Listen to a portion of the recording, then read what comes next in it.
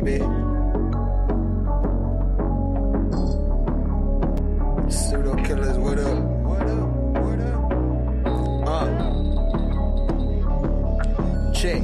Tapping in, what's the subject? Evolution or revolution, we ain't done yet. Laying flat like Sanchez, this a bomb threat. I know my flow like Angozi. Source up and show me, homie. You shut up and mute up a moment. The mad scientist, I'm knowing all the components. We own it, and we gon' off it if it's pseudo. You do know we don't entertain that keyboard judo. That big Bobby banger out of Baltimore. Done it all, shopper folk. Sold a little something, but I taught you more than your average teacher. I had to reach it at your level to bring you up. No devil can never beat you. With precision of a magi, the information supplied by some guys get debunked online. CK and Juju, I chill in the cut. But if you boys wanna fade, then I'm chefing you up. High organized lie, the beats are disorganized truth every time. Kudos, who those niggas? Decorated pseudo killers. Space age Afghans, back again. An organized lie, the beats are disorganized truth every time.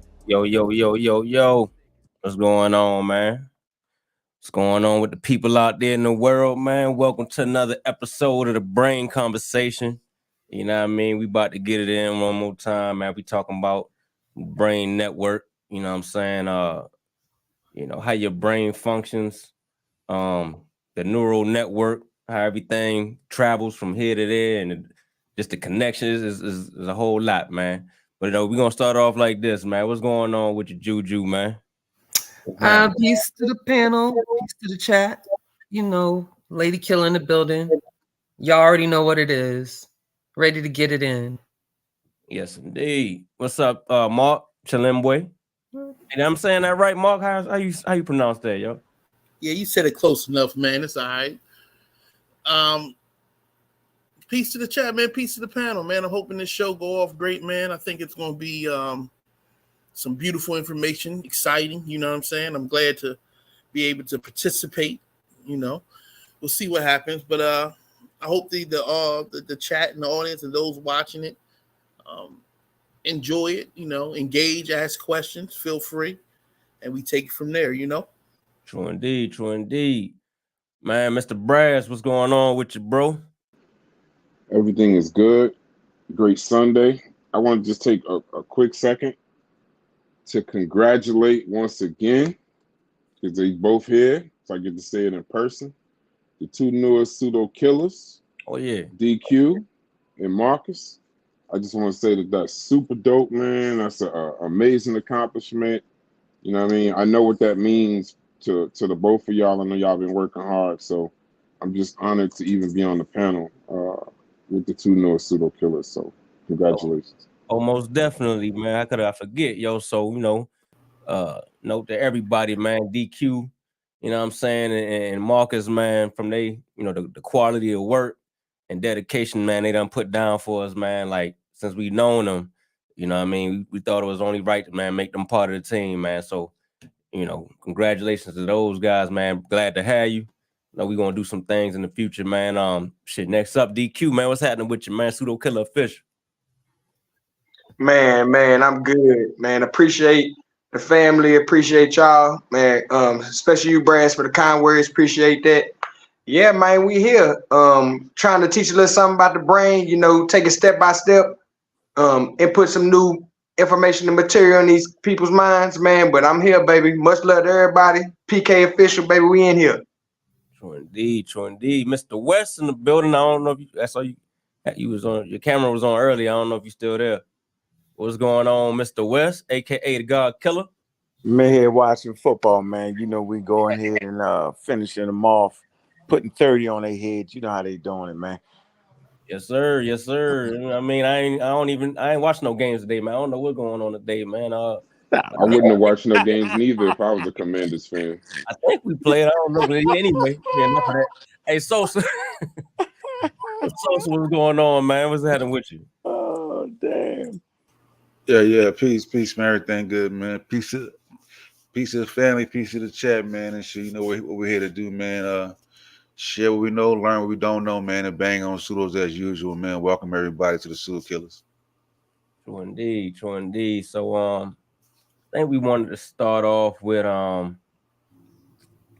okay, Aristotle thought of the brain as a cooling chamber for the heart. Back when they first was thinking about the brain, they had a lot of metaphors to explain what the brain was doing, but a lot of times those metaphors got mixed up into thinking that it was really how the brain worked. It was really just the metaphors was really just to help you understand in layman term, something difficult that they might have been trying to explain. But we're gonna start off with you, Juju, since I know that's the note you put on there first. So you got the floor, man. We let a couple more people stroll in the building. Oh yeah. Man, I'm forgetting all about it. Y'all get it popping straight off the rip. Like, you ain't lying. They cut me off. I got 2 words in red. I say, Jesus Christ. I thought you were finished. My bad. Go ahead. Trying to get this in and out. My in bad. And out. Get them in and out. Yeah, let the folks take their seat. Can't let folks sit down. Hey, look, you had some further something else you wanted to say? Oh, my bad, man, bro. I just wanted to say hi to the fans and the people the supporters and all the pseudo killers and new and old. Jesus Christ. Already, yo. Well, Ken ain't joking. Kick door policy. Hurry up, get it out with something. Okay. All right. Because look, I know I was running behind, we said 6:45, so I didn't want, take up too much time. Don't belabor the point. Kick door policy, we in and out. Get you the information. Bet. Indeed. Yes, indeed, man. Oh, hold on. I want everybody to know I got my pencil and pad, right? So you better take notes. Everybody need to have that. I'm telling you, people listening, if you don't got your pencils and pads, you're not serious about the study. This is a key component, right, to the overall picture of understanding humanity and Black Americans. Facts. We also want to shout out the chat, man. What's going on, Miss Belicia? I gotta learn how to say her name a little better than that. Lisa, yeah, just Lisa for short. But we got Miss Tiffany in the building. Asiatic 777, regular Joe. See you in there, man. Gideon Block. You know what I'm saying? Pseudo Killer Army member. Tay Brooks. You know what I mean? Already called late show. Ronald Birkins in the building. I already know who the Black Rose is. Bayasa, what's happening with you, man? Glad you. I mean, many more that's gonna come. You know what I mean? But yeah. So about this cooling chamber, Juju. Yeah. So basically, first I want to back it up a little bit. I want to do a little bit of overview.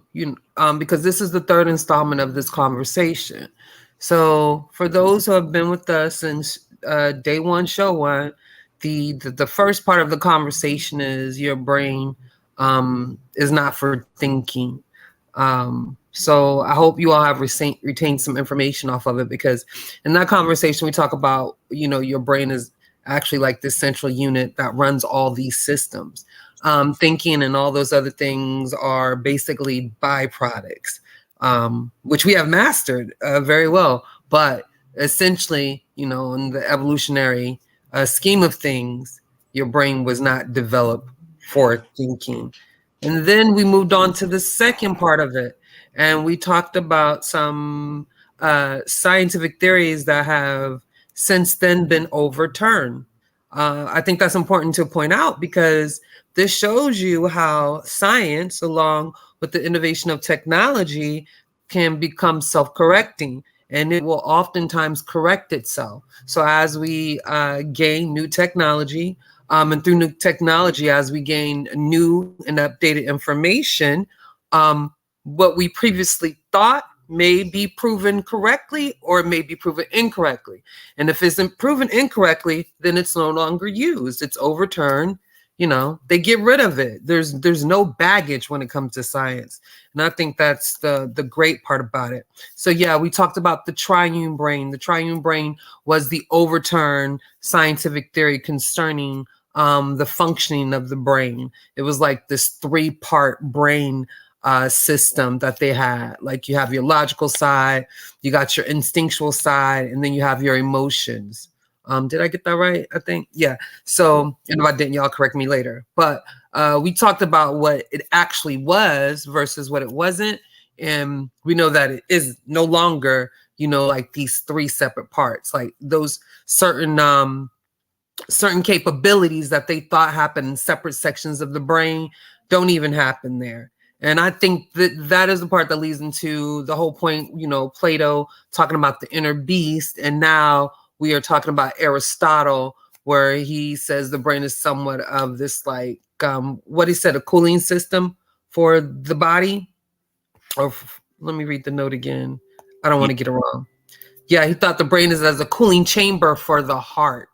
Okay. And then that gets into our third installment here. And we're basically dealing with the intricacies now. Now we're dealing with the physicality, the functionality, the different elements of the brain that makes it what it is. This chapter was a lot. Yeah. Literally. So I'm like, some of us have like the hard copy or digital version and we're reading. Then some of us have the audio. So I'm going to give you the audio perspective. Okay. The audio perspective is the first 12 minutes of the book is like, gave me like 4 or 5 pages of notes easily. Because we're talking about neurons and synapses and dendrites. I know all those phrases sound a little out there, but don't worry, because that's what we're here for. We're going to define all those terms. We're also going to try to put it in layman's terms or use metaphors to explain it. And that's what Aristotle did, and that was what Plato did, and that's what a lot of scientists do now to explain scientific phenomena. We use metaphors because it makes it easier to conceptualize. So we labeled this show what we labeled it: networks, airports, and metaphors, the intricacies of the brain. So we'll get more into that. Welcome to installment 3, ladies and gentlemen. Yeah. How many of y'all heard the left side of your brain is logical and the right side is creative? I think I heard that one before. All the time. And I just learned when I read that chapter that was a metaphor. Like, yeah, right. That's a metaphor. Exactly. I kind of believe that a little bit. So it just show you like some of the like all this is metaphor. Like when I do talks about trauma. Right. Very much later. When I do talks about trauma, when the dude that your body keeps the score, he has a particular area he like to call it cockpoke. You know what I'm saying? Cockpoke part of the brain. You know what I'm saying? That people sometimes take it literally and then think that, you know what I mean? But yeah. We just got caught up in the metaphor. I think me and Unc maybe about 2 weeks ago, just talking in the Discord when we was talking about the addiction of sugar and how it literally lights up the same pathways that drug addiction does. When you of cocaine. So it's like when you learn these things, metaphors, and that's also the beauty of science. The one thing I get from this book all the time is the beauty of science. It takes material that's outdated, even things like metaphors. Metaphors are good to explain things, but they can be dangerous because you run with it and you think that, that's exactly how it works, and it really doesn't. Great point. So the good thing about it is, people always say, science is sometimes wrong and this and the other. Well, not necessarily. The description that we're given is based on the best available science of how to, the best available science that we have right now. That's the best that we could do. And then we're going to constantly redate it. When we talked about the last chapter with Plato, we talked about Aristotle now. Those are just things. We just kept moving. That's the beauty of science. It brought us from saying we got left side and right side, which is wrong, and lights up, which is wrong, to the best available science we could have today. So I'm appreciative. Yeah, but the only way to understand it and to relate it to people is to use metaphors, because what she ended up doing, using a whole gang of metaphors. You know what I'm saying? Yeah. And that's what we're gonna talk about, the metaphors that she used to give a better understanding of how the brain works. So let Marcus, me can I say this real quick? So you talk about the triune brain. I'm not sure. Maybe we can look it up. I thought it was a model. The triune brain model. I didn't think it was I thought it was that. Sorry, it's a model, not a theory. Yeah. That's just something she put together. Yeah, networks, airports, and metaphors.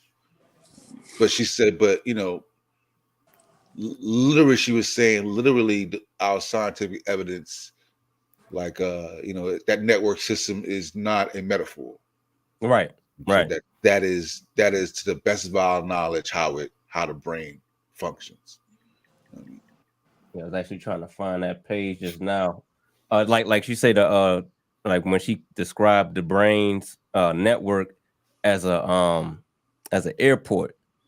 Of course, your brain ain't an airport. What else she asked? I mean, she said, I was trying to remember it off the top of my head, but I'm gonna Read the note. Just read the note. No, I had Just read the note. I had to Just highlight read it. Bring it up real quick. But go ahead. Somebody get it real quick. So the titles is the metaphors, right? And the show title, that's actually the metaphors. Am I correct? Yeah. Yeah. Yeah, they great metaphors to understand. I swear they was, yo. For me, great metaphors. Yeah, she brought it down. So like the only thing I want to add. Sorry, Stephen. Go ahead. I was lagging a bit. I'm sorry. The only thing I wanted to point out as far as metaphors is she herself speaks on what Brad spoke on, and that's important for people to remember when we are dealing with them, though, is the limitations and some of the implications. Because there's certain parts of the metaphor that may not actually fit the thing that one is trying to explain, So, that's why it's just important to engage properly. And not to be that person, but I got to do it to you. So when we talk about the triune brain, it is actually a theory. Models and theory are closely related. So the theory gives you like the explanation, but the model gives you like the overall picture of it. So in essence, it is the theory that was overturned, but it has a model to it also. Just it was proposed some years ago. Yeah, what we spoke on it was, I think, God, I forgot his name. Robert But Sapolsky. we spoke not even Sapolsky. I think his name was Paul.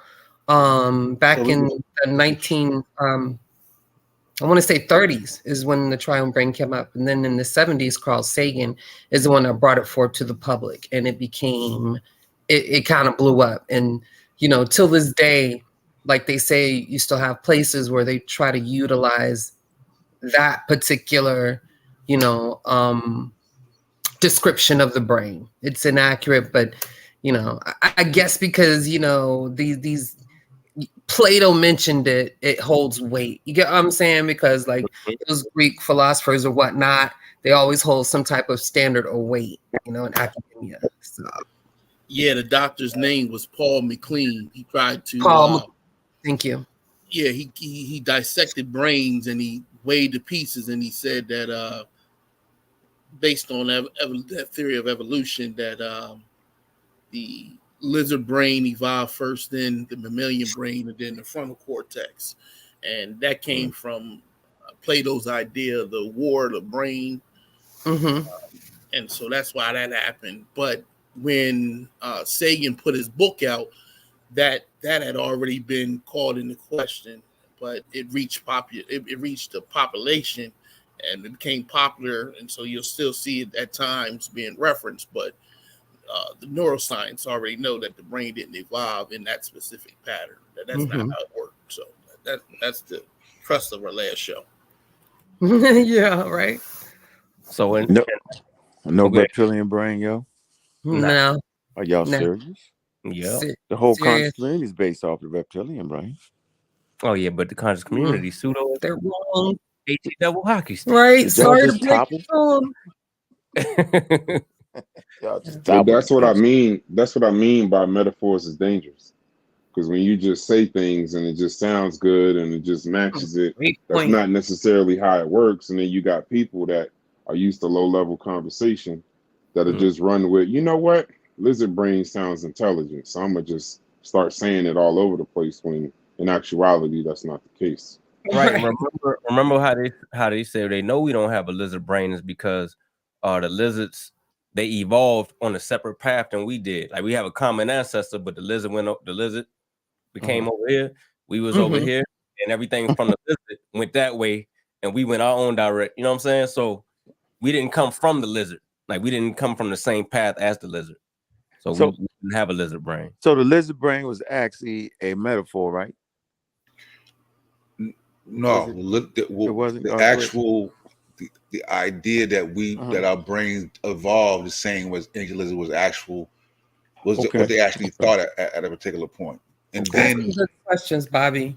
Yeah, and then in time, as people take the information, they still can use they use metaphor. Like even Robert Sapolsky had talk about it. If he didn't speak, he'll be like, metaphorically speaking, your lizard brain is a part of the brain down here, belongs so and so, right below your cortex. You know what I mean? And they'll use those metaphors because you already know some of the concept.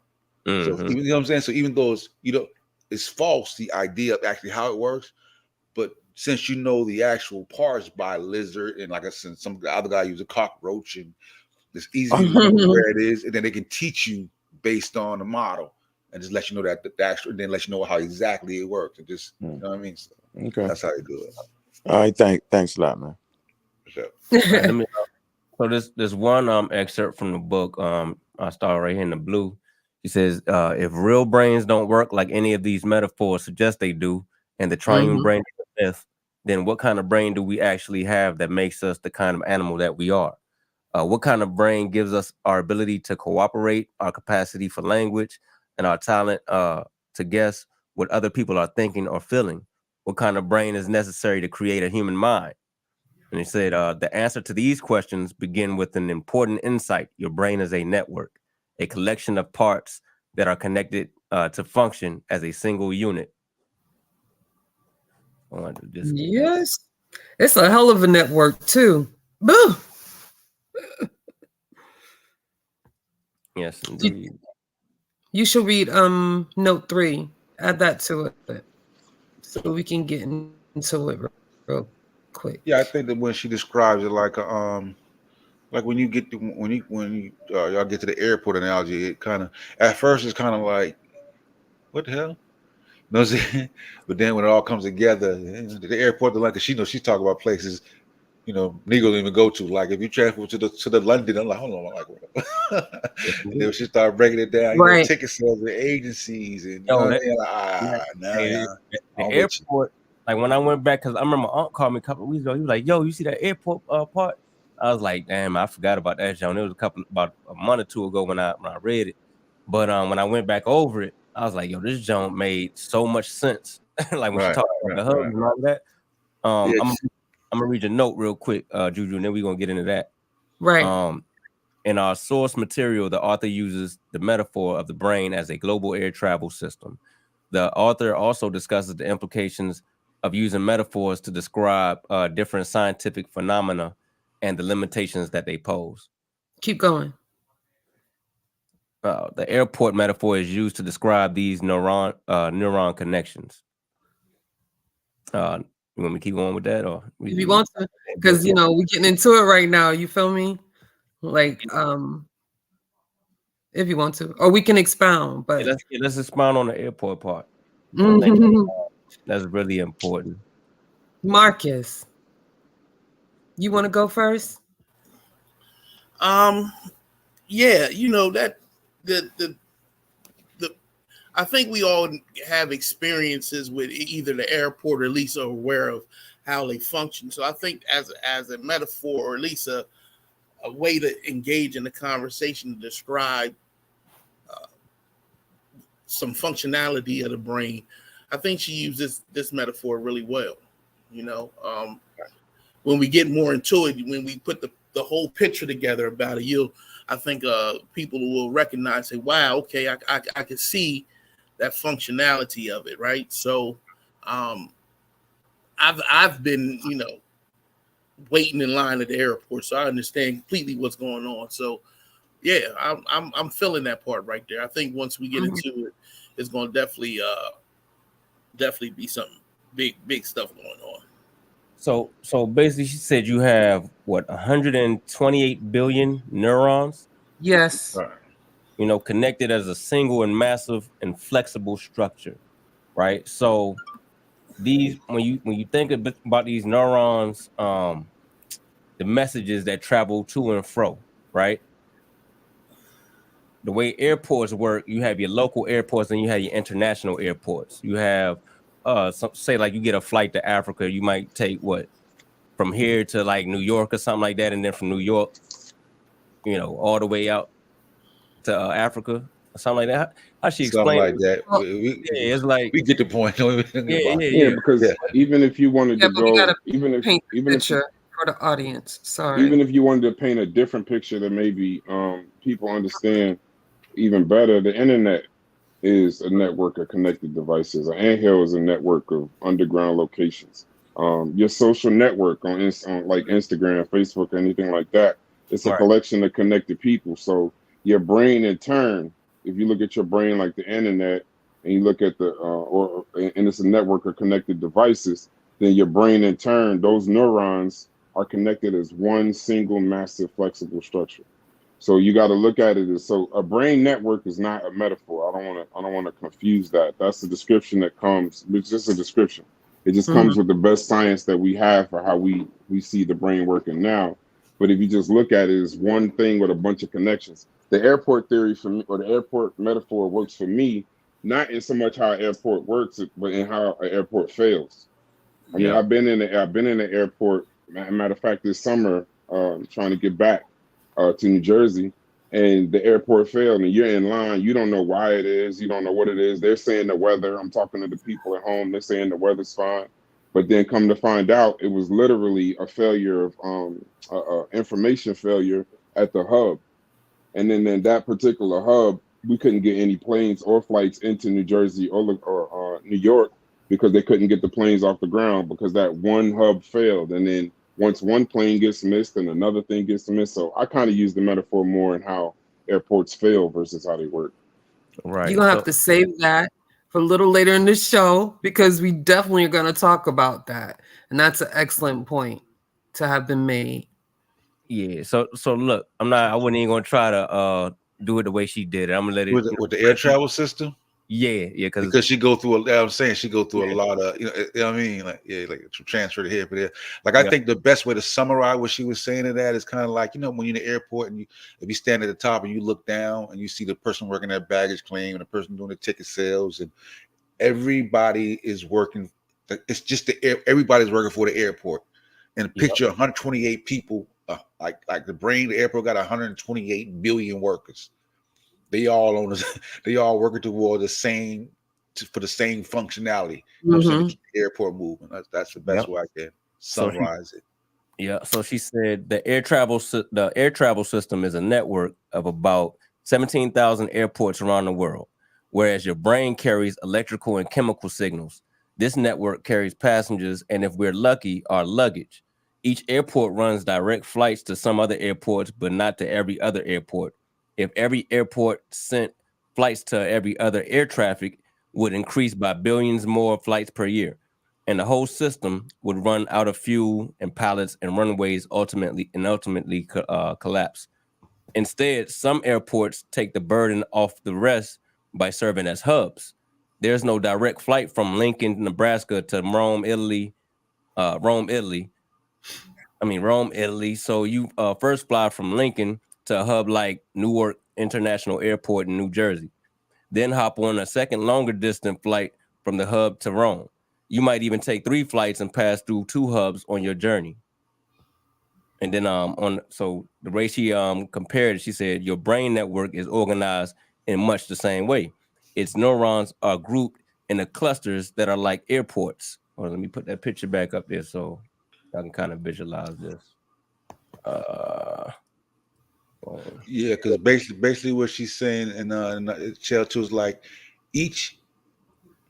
everybody is a part of function and there basically there's like the hub would be like a meeting ground, like when you go, like how the plane passes over, like one you might have information about one particular parts of the brain, this particular part of the brain, but you may not have, what I'm saying? It's like basically like a courier. You know what I'm saying? The courier goes here to the hub, drop it off at the FedEx station. The FedEx station will be the hub. You know what I'm saying? The other neurons come pick it up to the FedEx station, take it, drop it off in California. You feel me? So that's what the hub is. But they're all of them is united though. You know, it's not like a individual neuron. All of them is united, working on the same thing. Before we move on, I wanted Marcus, if you can, to pull up a picture of a neuron, and I wanted us to slow it down a bit and go through some definitions, if that's okay with you all. Okay, yeah. My bad. Audience, up a little bit. We definitely should explain what a neuron is. Yeah. First. Yeah. So And I'm sorry. Go ahead, Juju. And I'm just going to read a few notes once he gets the picture up, and then I'll read the appropriate definitions, and then we can move forward. I actually got one too. I don't know if this is snatch it one real quick and throw it. I That's why I was trying to share a picture, so when we speak, I can just show a photo of what we're talking about. Exactly. All right, boom. Got it, Drew? Right there?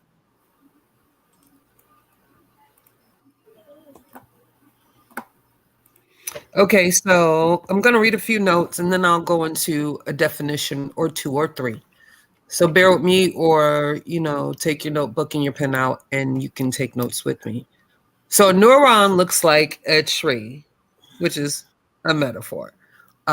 So if you're looking at the picture on the screen, I think you can kind of see where it can possibly resemble a tree, with a main part, the trunk, and, the branches and leaves up top, and then the root network at the bottom. But there's other parts to that tree, and they're called. Hold on. Can you put the other picture back up for us, please? All right.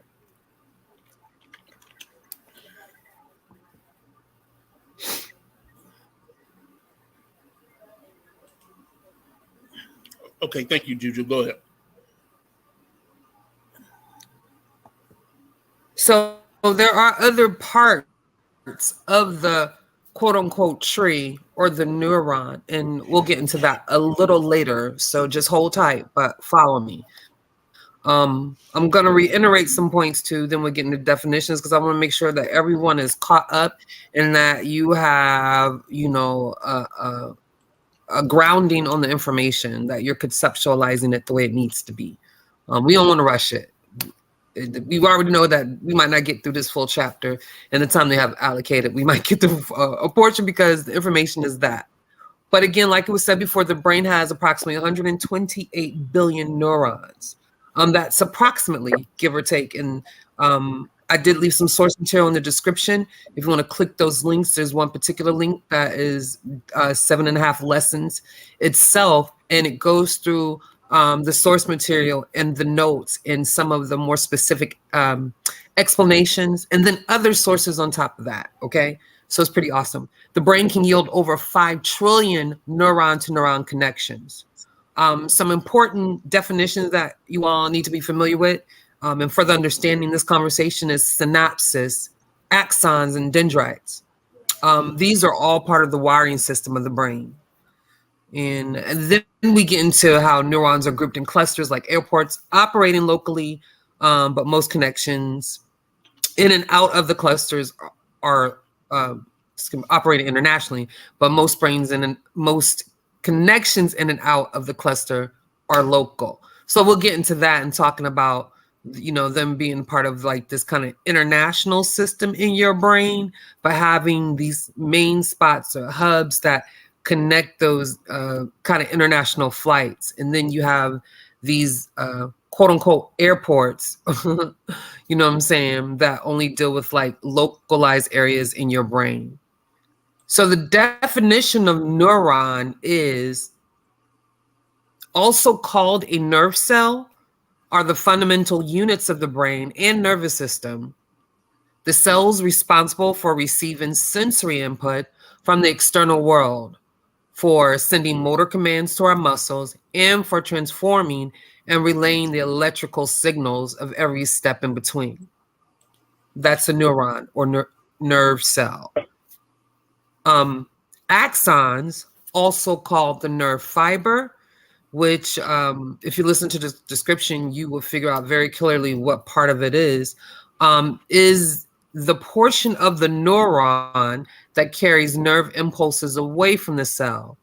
A neuron typically has one axon that connects it with other neurons or with muscle or gland cells. And then the final definition is dendrites. And again, if you picture this like a tree, you'll be able to easily locate this in the picture. But these are the finger-like cells present on the end of a neuron. They are short, branching fibers extending from the cell body of the nerve cell or neuron. So those are a few definitions for you. Does anybody else have anything to add before we move forward? Ken, Just wanted to give an illustration. Can you share my screen? Yeah, let me see this real quick. See that little square right there? If you move it, Ken. I'll bring it back up. Like, so you can see it right there. The little square to the bottom, like that. Yeah, like right here. Square photo. That's how they communicate right there. Right here, That's right. how neurons communicate with each other. Those little balls right there dropping down, they're like it's basically like salt and water. They kind like Andrew Huberman would say, they kind of like vomit these little salt and water packets. That's how they transfer the information in the space in between the synapses. So that's what that square is right there. Go ahead. All right.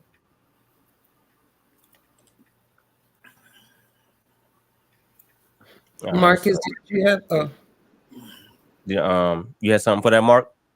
Yeah, I got some right? images for you. Gotcha. Your screen is on.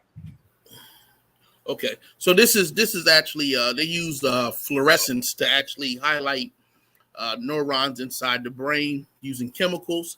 And this is the way it looks, and you can see these little axons. You can see all the dendrites at the bottom, and you can see the neurotransmitters and synapses at the very, very bottom and the top. So this is an image through fluorescence following electrical signals that you can see.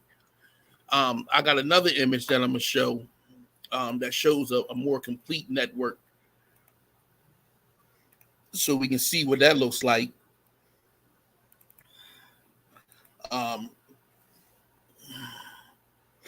Can you share my screen? Yeah, you on there? So this is a more wider view of the area, and as you can see it's a very complex, tight image. Here are some other images. They use different dyes, zooming in to look at different areas. Here is what we were just talking about, right? So this is the dendrites at the bottom, and these little circle things, these are the synapses. And the neurotransmitters that it can send out. And as you can see, it is a very, very dense area in the brain. And this is really what we call, this is how the brain communicates. There's no dry time where it's not doing this. Even when you sleep in throughout your day, it is doing this all the time. We talk about the brain and the body budget. The brain takes up approximately 20% of your total energy throughout the day, managing these functions. So it's very important, and we're going to start getting into more details about it. I think it's clear that you keep this in mind, exactly what this looks like and what it does. Okay. Mm-hmm. All right, so now we got that. So right, and like every 128 billion neurons, every neuron has 10,000 synapses for each neuron. So right here, she says your brain network is organized in much the same way as the airport that she just described. Its neurons are grouped into clusters that are like airports. So these clusters right here, right? These little small dots would be the airports. Where I'm at. Most of the connections in and out of a cluster are local. So like an airport, the clusters serve mostly local traffic. In addition, some clusters serve as hubs for communication. My bad. So I thought I had my arrow on there, but these would be like the local, light gray would be the local airports. These dark dots would be the major hubs. So like Atlanta has an international airport. Other big cities that have, I think, was Houston one of them? Where are the major airports out here in the United States? Y'all familiar with? New York. Yeah, New Yeah, York. Atlanta's a hub. Atlanta's a hub. The hub. So say like Charleston in South Carolina, they will be like one of these little small airports. They don't have an international airport. You know, so if you wanted to go overseas, you wouldn't go from like Charleston all the way to, you know what I'm saying? You would go from Atlanta to whatever, or New York from, you know what I'm saying? So, but I'm gonna finish what she said. Some clusters serve as hubs for communication. They are densely connected to many other clusters, and some of their axons reach far across the brain and act as long distance connections. Brain hubs, like airport hubs, make a complicated system efficient. They allow most neurons to participate globally, even as they focus more locally. Hubs from the backbone of communication throughout the brain. Let me see. Yeah. So I'm gonna stop right there for a second. Anybody want to add anything to that? Yeah, I got a small video I want to show. Can you pull up my screen again? Yeah, that's a good one right there. So this is an example of 24 hours flights, world air traffic, and as you can see how it's just constantly moving. You see them coming from main locations, but then you see little dots periodically. This is the example that she's trying to get us to see how neurons are firing constantly and communicating between each other. And you can see where these little hubs would be at, where these high populated areas are going. Mm-hmm. So I wanted everybody to see a visual of actually what's going on. Right. So the thing is, and that's what makes your body budget can make that brain operate efficiently when it works like that.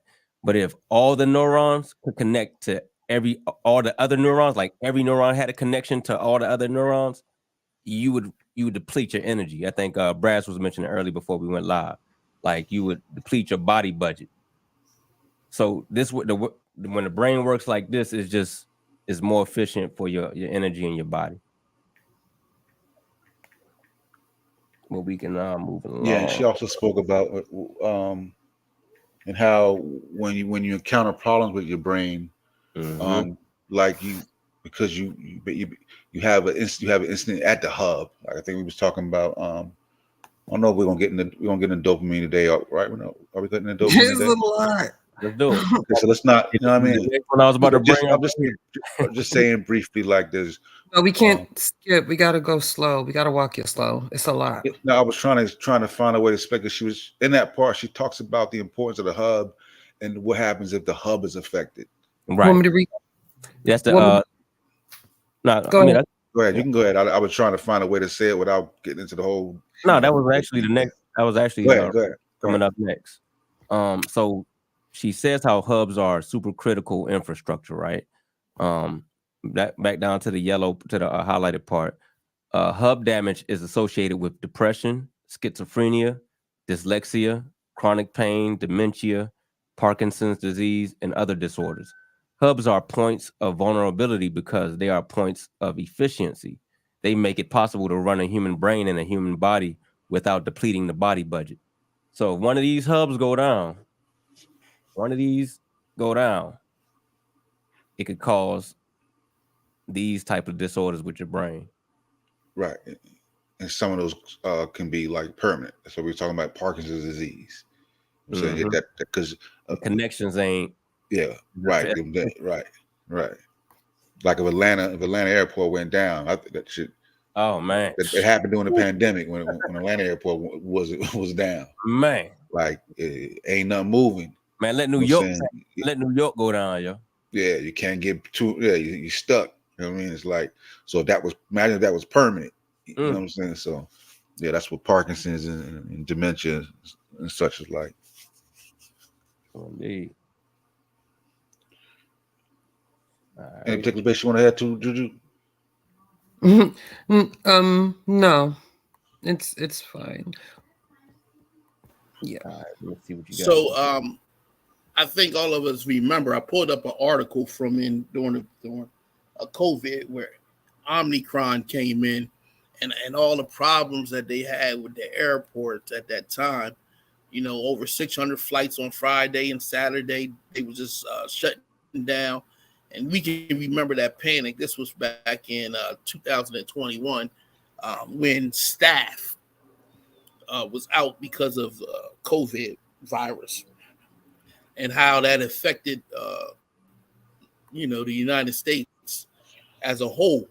The economy was shocked by it. So imagine if we're using that as a metaphor, what would happen if, say, some of the neurotransmitters aren't really functioning correctly, right? You would have that same manifestation of problems, but it would be localized in the body, right? So one of those things is Parkinson's disease, right? So Parkinson's disease is an example of what happens when one of the neurotransmitters, and there's a complication between that and its receptors, dopamine. So that's so that's where we at with that right there. All right. Trying to pull your notes back up, Drew. Go ahead, Brash. Brash, you want to add anything to that, brother? Well, I think we've covered the network. I mean, you could use a number of things. I'm having a conversation with a couple people in the chat. I mean, if use whatever metaphor works for you. If how a car works for you, and you understand cars, then use that. If it's the internet, use that. If it's social network, use that. But just don't forget the main point of what we're trying to say. The brain is a single unit. It's not a left side. It's not a right side. It's not, you're not emotional when you draw. You're not, oh man, his right brain must be going crazy because he could draw. It's not. It's the basic point that we're trying to get across through metaphors of networks and all of that. But so you don't get confused, is that we're just trying to say the brain is one single unit, one made up of a bunch of neurons working how a network works. And that's it. It's nothing more than that. I mean, I'm kind of paying attention to the chat too because I have time. But in the same token, you also got to understand this is a conversation that you got to kind of slow down and explain things like what a neuron is. We can't tell you the brain is full of 128 billion neurons working all in concert through hubs and clusters, and maybe people don't even understand what a neuron is. So this is a different kind of conversation. So if you're looking for fast food information, go to Chick-fil-A. Like, we're trying to give you something tangible that you could take with your daily work. All right. Did y'all want to get into the dope? Oh, go ahead, Drew. No, I was gonna y'all. See, I think y'all on a hoverboard, and I think some people are like, walking and skipping along. I was gonna read notes to reiterate points, but we ain't nowhere near no dopamine. But let's go. I mean, because that chapter is short. And the only reason hub is that's what I'm saying. I'm trying to find out where you want to. But for you, because you are on a freaking super fast hoverboard, dear. No, I'm trying to figure. That's what I'm trying to figure out. Where in the chapter. That's why I'm trying to figure out where in the chapter do you want to say slice it. And then I can expand it from that point without going further. That's why you were supposed to join our meeting, but it was at plasticity, just to let you know. Yeah, go ahead, Drew. We wanted to slow it down at Drew. Let's get on. I just kind of want to. I'm probably gonna just read some notes and maybe repeat some of the stuff we said. But for those maybe following along with the airport metaphor, it's just to give you a clearer picture of some of the things that have been said to put them in perspective. Is that okay? Mm-hmm. Go ahead. To the panel. Yeah. So it's gonna be a couple, bear with me, but we talked about neurons are grouped in clusters like airports operating internationally, but most of the connections in and out of the clusters are local. Okay. Your brain carries electrical and chemical signals like an airport. That would be like the passengers and luggage. Okay. Some airports serve as hubs. Some. And Kent said this earlier, but to reiterate it, every airport can have every plane flying everywhere. That was like practically impossible, and it would be very inefficient. and towards the body, it would definitely deplete the body budgeting system. The hub system is flexible and scalable, and is the backbone of international traveling, allowing all airports to participate globally. Ken said this not too long ago. Even though many focus on local flights, your brain network is organized in much of the same way. Clusters serve mostly local traffic. That's the neuron brain clusters. Some clusters serve as hubs for communication. In the cluster hubs, some of these axons, we talked about axons earlier, reach far across the brain. This is long distance communication brain hubs, like airport hubs. This is where you get that international kind of equation. All this making complicated systems efficient, allowing most neurons to participate globally, even though it's focused locally. He talked about how hubs are the critical infrastructure. God, there was a word in the notes. Maybe I'll get it later. I can't remember. I remembered it earlier, but it was a pretty amazing word having to do with the cyto infrastructure of your brain. And she had an awesome explanation. And again, I want to remind you all in the chat to make sure you check out the description box and hit those links, because those links give a lot of information. I'll reiterate what we're saying here, and some further explanations for some of the terms and information we're using. But back to the notes. We talked about hub damage associated with depression, schizophrenia, dyslexic, all that good stuff, chronic pain. We talked about vulnerability of the hubs, if they and why they're vulnerable, because they're points of efficiency. And if they were to like break down, that's a disaster. And now we're cutting up, like hubs make it possible for us to run a human brain and a human body. That's the most important part, without depleting the body budget. And getting to the point that natural selection is the thing for the process, which is powerful, fast, and energy efficient, and still small enough to fit inside our skulls. And I'm gonna shut up after this, but this leads to the point that, you know, nature finds a path of least resistance. You get what I'm saying? Because in like the like how we would in any other, well, I can't say this reality. I don't know how to explain that, but if we were to like try to duplicate the workings of the brain, the wiring of the brain, it would be huge. Like, you know, we would try to make like a mechanical model, you know what I'm saying, that function just like the brain with all the inner workings. It wouldn't dare fit in our body. So it's like a natural, just, I don't know how to explain it, an extraordinary feat of nature to be able to compose, to develop, to evolve such a intricate, detailed, very specific, you know, part of our body, but to be in such a small, to be such a small size, like it's a lot, but it's fascinating at the same time. That was a kata that I wanted to give, you know. I mean, I know it's like reiteration, but I think it helps, you know. Yeah, most definitely. Give people the picture, or whatnot.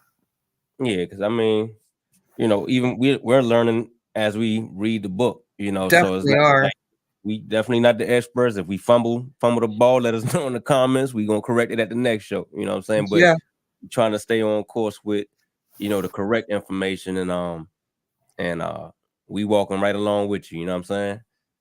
So yeah, I'm walking and skipping so on the hoverboard or on the motorized bikes. Shoot, he might be on a motorcycle. Shoot. Yeah, I mean, I guess I'm He just keeping it right where you at, and just framing it in a different way. Yeah. Because when you talk about, I mean, you know, when you talk about damage to the hub, it's you understand. You everything else will make sense. Like Not to get to your I'm favorite telling you, part. I'm telling you, like with neuroscience, like you just keep reading, right, and then you just keep picking up pieces, and then when you read, you come back, it's gonna all tie in. Like the first time I read it, I ain't gonna get it all like that. But the next time I came back around, because I already learned some other stuff, I learned about dopamine. I came back to the same conversation. Oh, bam! It's gonna everything's gonna start filling in. And I think it relates to everybody too. I think this is a good episode that we're doing because we all know somebody that has some type of Alzheimer's, depression, schizophrenia, chronic pain, Parkinson's. I think this helps you to understand. Dyslexia. Yeah. So this kind of helps you understand what they're going through. Like, okay, what's going on with their brain? Why they, because we feel normal, we wouldn't understand what they're going through. But when you understand that one of these major hubs done got damaged in some kind of way, and then we're gonna get into the chemicals that that your body tries to regulate. But when you understand that, it gives you more understanding of what that person. You're gonna look at that person a little different and say, "Damn, I understand now." And you might have a little more patience with them. But hold on, I think Marcus wanted to share something real quick. Hold on a minute. Let me take this down real quick, Mark. While you're sharing, I'm just gonna read these few notes so we can go ahead and get into the chemicals because that's something that. But brain network is not static; it changes continuously. Brain writing is bathed in chemicals that complete local connections between neurons. These chemicals are glutamate, serotonin, dopamine, and they're called neurotransmitters. Yeah, and I'll read the definition later. Go ahead, Marcus. So one of the people asked question about in the chat. I wanted to bring up some more information about it to help them clarify the reason why we would need to understand the real function about it, because this is one of the areas where there are distinct differences. So I'm going to read this. This is from a book called Behave by Robert Juju. What's his name? Sapolsky, baby. Sapolsky. We'll be calling him Spalowski though for the longest. Yeah, we be killing that name. I was like, oh Lord. So it says part of what makes the nervous system so distinctive is how distinctive neurons are as cells. Cells are usually small self-contained entities. Consider little round blood cells, and you can see them right next to it. Neurons, in contrast, are highly asymmetrical, elongated beats, typically with processes sticking out all over the place. These processes can be elaborate to nutty extents. Consider a single neuron in the early 20th century.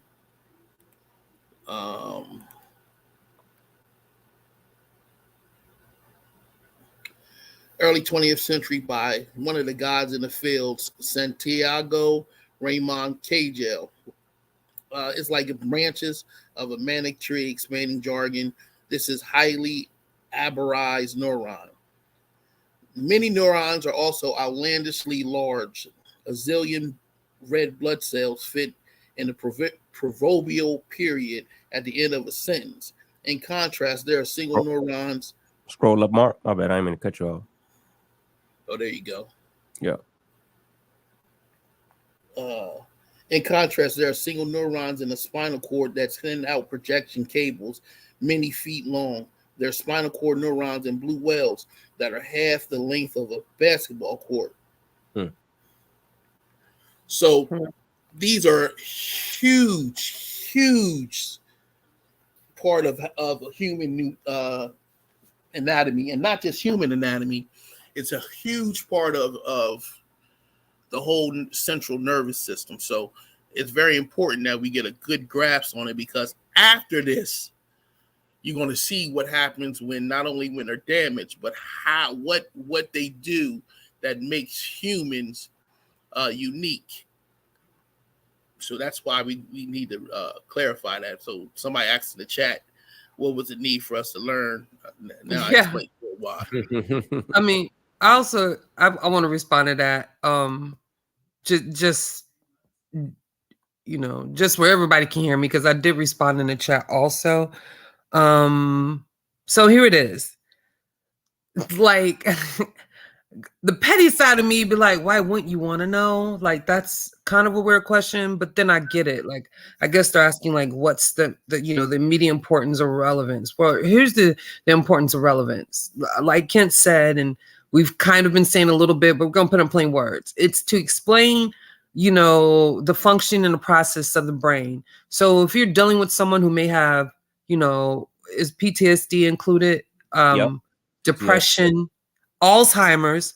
Come on, people. I know somebody knows somebody with Alzheimer's, dyslexia, things like that, Parkinson's disease. Then this here explains what's going on in the brain to cause that. And we'll get more into it because we're about to have definition time again and go through neurotransmitters, dopamine, glutamate, and serotonin. So again, you can be able to conceptualize and understand exactly what we're saying, what we're getting at, and I'm gonna jump ahead a little bit to say that I think it was real interesting when we were dealing with, thank you, Mac Rob. If you're in the chat, definitely look at Mac Rob's comments because he definitely know what he's talking about. But one thing real quick, Drew, I don't think PTSD is a cause of a hub damage. Got it. That's why I asked. Okay. But it gets into some other stuff. It is an effect of some other things that we're getting into. Again, I'm definitely learning as we do this. So please excuse me if I make any mistakes, but it's all good. But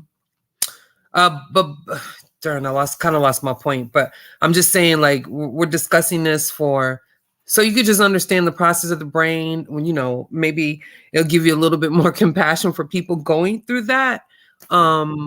And maybe understand how you can, if it can, because, some things we can have an effect on, possibly do things that would deem you better, where you can maybe avoid some of these occurrences. Some things are uncontrollable, but some things we might have a little control in, or there's ways you can work around it, like dyslexia. I'm considered dyslexic, and there's ways and training and things you can do that you can work around that, So yeah, that's why we're talking about it. And for those who really follow us, we are getting into some high level science conversations. I mean, let's just say high level conversations, because it's to the point that even the scientists themselves don't quite agree. And it's like the new hottest topic right now when we're dealing with, these scientific discussions. These are scientists right now trying to formulate different theories about different things that are happening concerning human behavior, and I'll shed some light, some things like, do we have free will or don't we? And some other terms like determinism. I'm not going to get into that. You can simply Google it. Robert Sapolsky, who we just mentioned, is one of the foremost leading on those topics. But in order for us to have those conversations and have an audience and a group that even understands any of the ramifications associated with it, you have to understand the fundamentals, the base, and that's the functioning of the brain, point blank, period. That's why we have these conversations. Yeah, I mean, and we appreciate if you just joined in and you didn't know we was talking about that, we appreciate you for joining us. So pull up a seat, and enjoy yourself, because we're gonna be here for a while. Yeah. Hello. So anything else before we move on to the next part of this? Me and you, it's funny, Ken. Every time I do notes, I do it different. You highlight the book, I write them down because, again, that's different. Yeah, it's easy. Learning techniques. But I got audio, but it's funny because you be reading your notes. I'm like, dang, it's exactly the same point, but it's that good.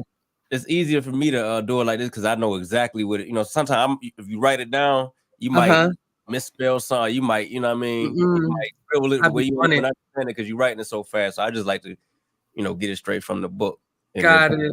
Summarize it like that. But okay. So on one part, she's talking about your brain network is not static; it changes continuously. It changes continuously. Some changes are extremely fast.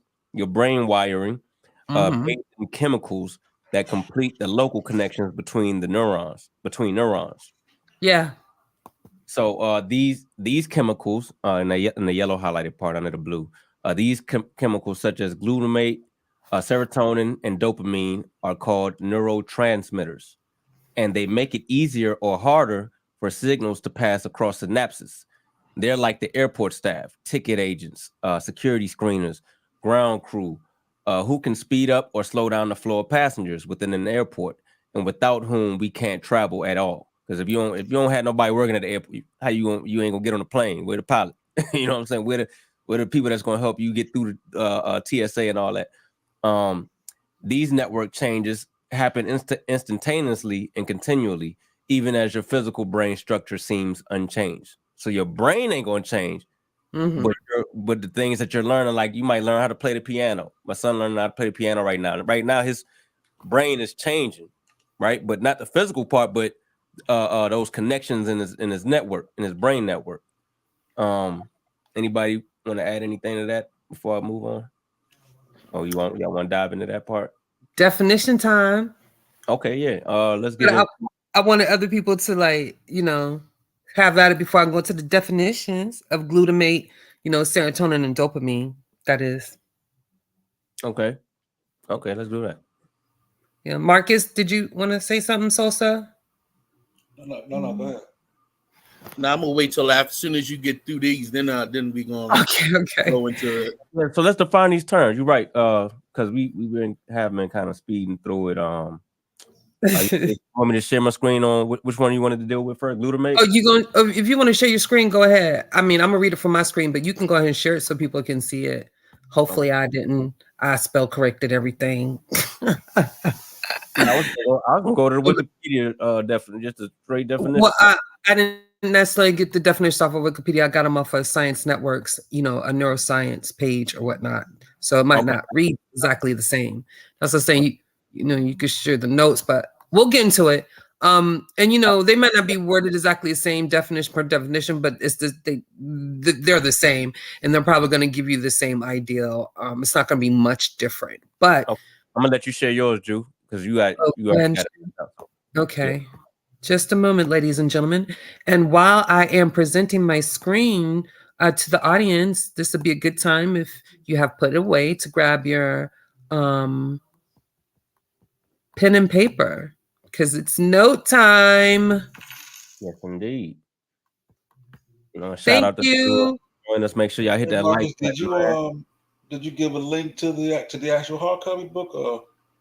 So, once again, not necessarily a link to the book that I put in the descriptions, but if someone has that, maybe we can provide that in the chat. But I definitely put the link in for 7.5 Lessons About the Brain, the website, where we have gotten a lot of our notes, and also a website for Lisa Feldman Barrett herself that has 7.5 Lessons About the Brain if you want to go get that, but also has some of her other works on the brain also, and some other resources. And then there was some, then more sources that we put in that has to do with the topic of the conversation, or article. So if you could just check out the description box, it's all there for you. And if you want to do further research, it's Lisa Feldman Barrett. I will type it in chat for some people, but the book is 7.5 Lessons About the Brain, about brain function and development, evolutionary process, and and what it does. So the first definition is glutamate. In neuroscience, glutamate is the anion of glutamic acid. In its role as a neurotransmitter, it is by a wide margin the most abundant excitatory neurotransmitter in the vertebrate nervous system. What I wanted to add to this definition is what I found about glutamate. If you perhaps have too much of this neurotransmitter in your brain, it can cause Alzheimer's. I thought that was interesting. And that maybe we can get some of that later or another show. Serotonin. This perhaps best known as a neurotransmitter that modulates neural activity in a wide range of neuropsychological processes. Drugs that target serotonin receptors are used widely in psychiatry and neurology. So, just by that alone, we know that serotonin definitely plays an important role in having certain, they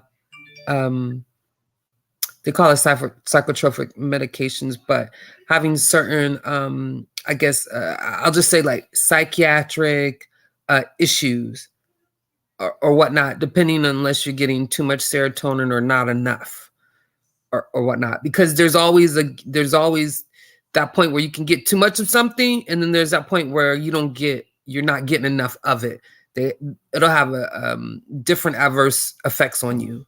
Dopamine is a type of neurotransmitter and hormone. It plays a role in many important body functions, including movements, memory, and pleasurable reward and motivation. High or low levels of dopamine are associated with several mental and neurological diseases. Again, an example on whether you're having too much of something or too little of something can cause you, again, adverse effects. Did y'all want to go ahead into neurotransmitter and neuromodulators now, or did y'all want to add just put those definitions to the panel?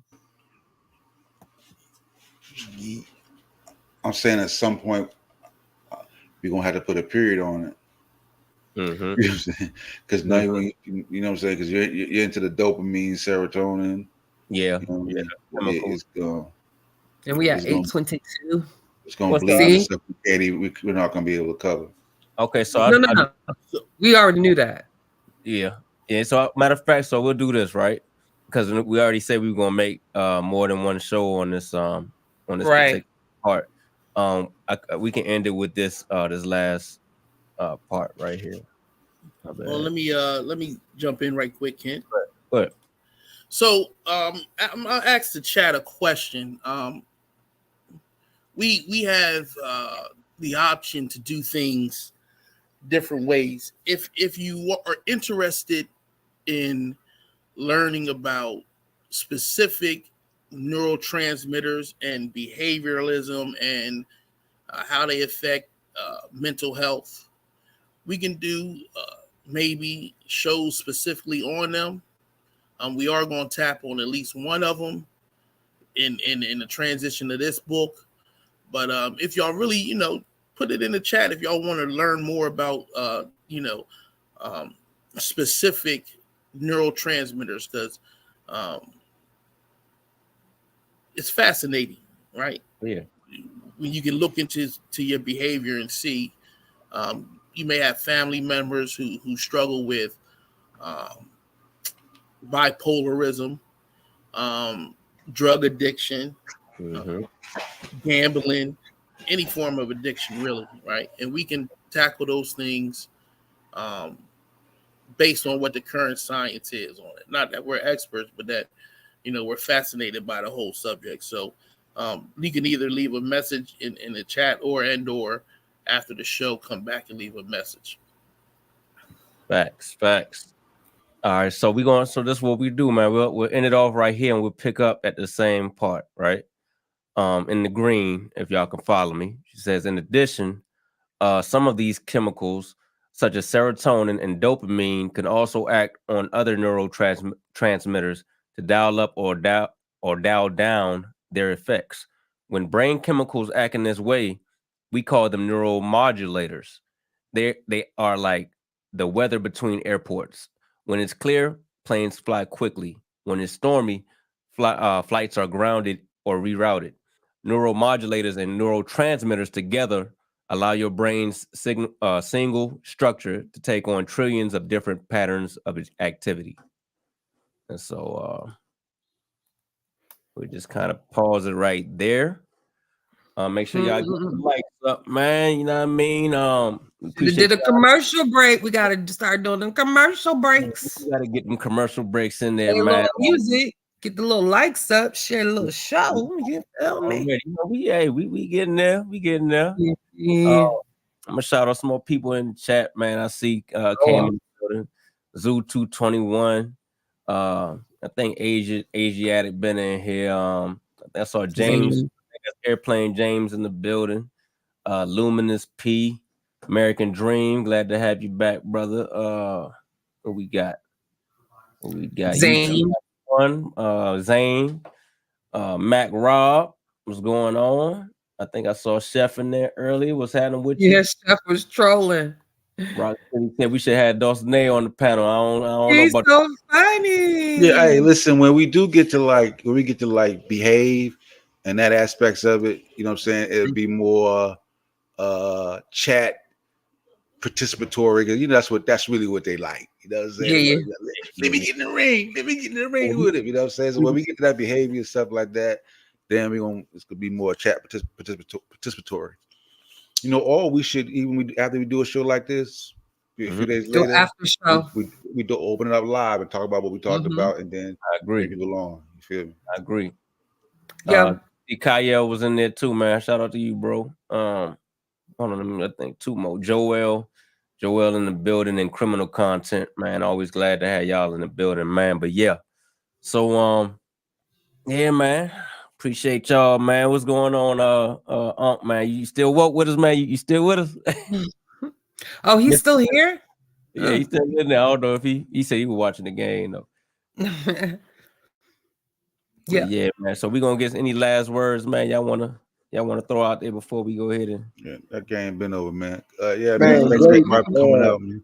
I want to say great information. Definitely was over here taking notes. We're gonna have a song specifically for this topic coming soon. I was over here working on rhymes and ways to flip something. So I got y'all. I ain't mad. Go off, DQ. Still Killer Official. I've been waiting to say that. Sit back and chill. DQ, Still Killer Official. Huh? I thought you fell asleep. You were still in the building, man. I said, Stop it. You gotta pay respect to Mr. West. DQ woke him up. Nah, he ain't waking me up. Right? Shit. I'm looking at the game, Joe. On some chill. I enjoy this. Taking notes, studying. See, a lot of people can take that into consideration, man. Sometimes you gotta be quiet and just sit back and learn, yo, and don't try to speak through the shit you don't really know. See, who can really do that? Nice. Also, don't want you all to forget to join us again here on Pseudo Killer's channel for another exciting show, Our Galaxy and Beyond with Anthony and Juju. And we're going to be discussing when two neutron stars collide. So listen, neurons and neutron, not the same thing. So I want y'all jump in the window. It's the same thing. No, it ain't. Already, man. So yeah. Wednesday, 7 p.m. My bad. Yeah. Let's not forget that. Yeah, Anthony Bowman. Shout out to him. Him and Juju got that show coming up. Would you say what time was it again, Ju? Oh, Wednesday, 7 p.m. sharp. 7 p.m. Two neutron stars collide. That's gonna be a good one. I'm gonna make sure I set my notification for that one. Absolutely. Yeah. Sosa, any last words, bro? Nah, man. Thank everybody for coming out, man. Peace, everybody. All right. What's going on, man? Y'all had to do it like that today, but I'm gonna let you get it in while you can, goddamn. I mean, it is what it is, man. I feel bad for you. It almost looked like y'all had a chance, but you know, with them birds, oh my God, them birds is vicious. We ain't gonna never let them birds go out like that. Don't get it twisted now. I can't even say nothing about it, man. No, I think it was an excellent show. I can't wait for the next one. We're gonna try to keep these things going regular. We may do some special shows on specific parts of it, where we can get even more in depth into it, show more images and pictures and all like that. We definitely think the community needs to know and understand how and why certain things happen, and the effects that it has on an individual, their family, as well as the community which they belong to. So I am grateful that we're doing this show, and I hope that everyone is enjoying it. Yes, indeed, man. And we appreciate y'all for sticking with us through the whole thing, man. We know y'all coming back. Thank you, Byron. And yeah, man, we out, man. Hey, y'all see that? Y'all see that icon right there, yo? With that. Them Egyptians. Stop. Oh, man. No. You still trolling them Egyptomaniacs, man? I'm gonna stay on their head, yo, because Yes, it falls indeed. within the realm of science, and the questions have been answered. Yes, indeed. Yes, indeed. Yep, but we going, man. Hey, look, we out of here, man. I'm gonna holler at y'all later. Peace.